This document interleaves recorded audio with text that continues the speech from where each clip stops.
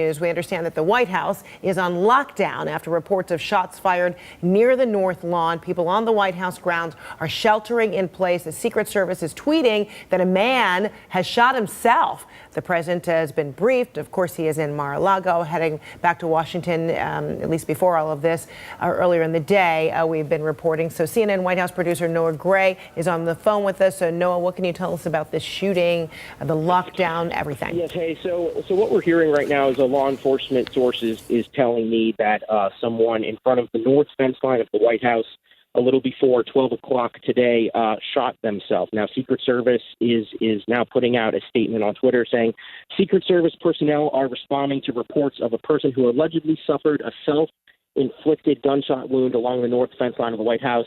And Deputy Press Secretary Hogan Gidley tells CNN's Liz Landers that they are aware of the incident. The president has been briefed, and they refer to Secret Service for any more information. Now, the president is not at the White House right now. The president is down in Florida, making his way back to Washington later this afternoon for the gridiron dinner this evening. But at this point, we don't have much more information on whether the person is deceased.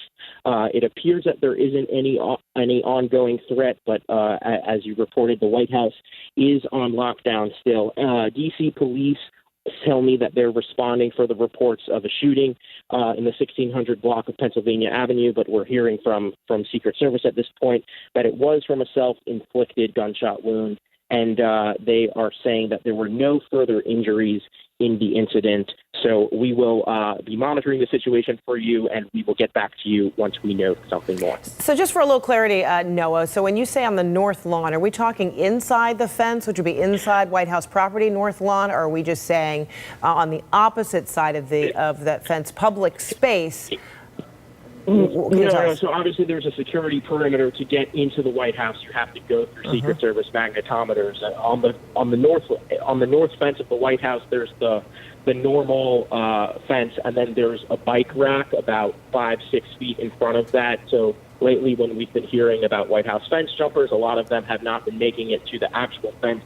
It's just been the bike rack barricade in front of that fence.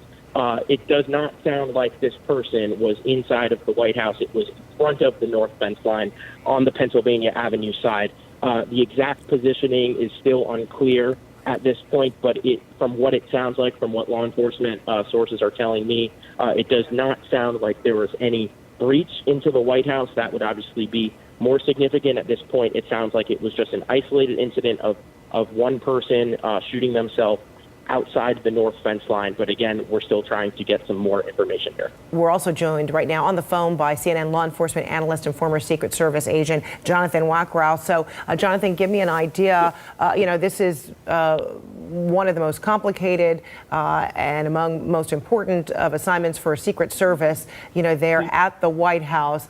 And especially on weekends, you've got a heck of a lot more traffic around the White House with tourists, etc. But a situation like this that Secret Service, we understand, have had to respond to with a self-inflicted gunshot wound of at least one individual.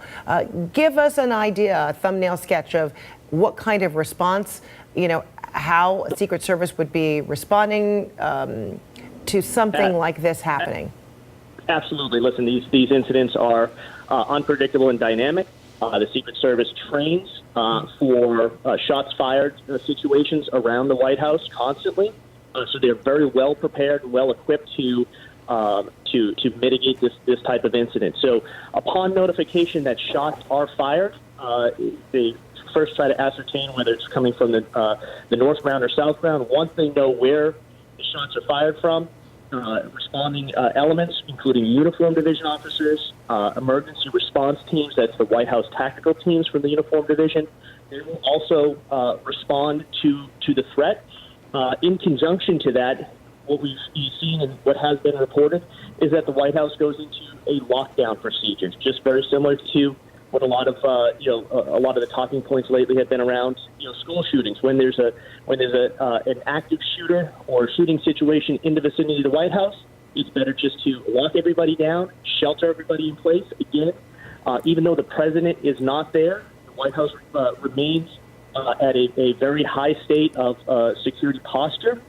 So they want to make sure that this isn't a coordinated attack. Again, in the infancy of the situation, we don't know if this is somebody that was trying to commit suicide, somebody who was trying to come over the fence, somebody who's trying to launch an attack, was it a coordinated attack, or whatever. So again, there's certain protocols and procedures that the White House, as a security condition, elevates, and there are certain protocols that come into play. And then what about widening the perimeter, of security around the White House? Already there are lots of measures, as Noah was describing, bike racks, around the White House and the White House property. But when you have an incident like this, does it mean even shutting down a number of streets around it just to, control the crowd? Exactly. So what, again, this is the security posture at the White House is based off of concentric rings of protection that go outward from the White House. Again, we don't know what caused this incident, so we don't know if this was if this was an attack. Is there a secondary attack? Is there somebody else involved?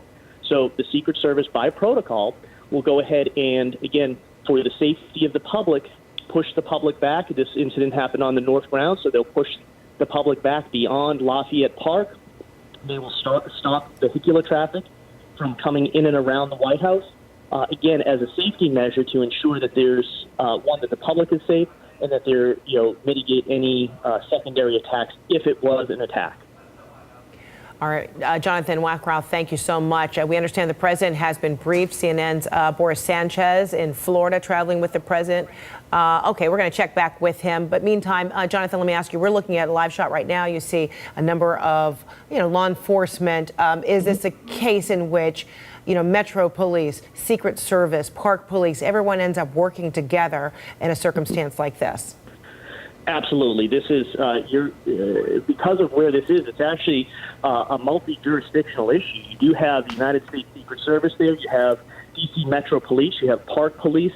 Again, the interoperability amongst all of these law enforcement agencies is critical here. And any time that there's a crisis situation, so all of these law enforcement agencies are going to work in conjunction and well coordinated through the Joint Operational Command Center of the White House to ensure that all the roles and responsibilities to responding to a crisis are followed. They'll set up an on-site incident command where all of the supervisors and supervisory management of all of these different agencies come together. Again, this is something that's practiced. It's well coordinated. And I think that in this incident, we see the instant action of all of these law enforcement agencies coming together to put down this situation pretty quickly.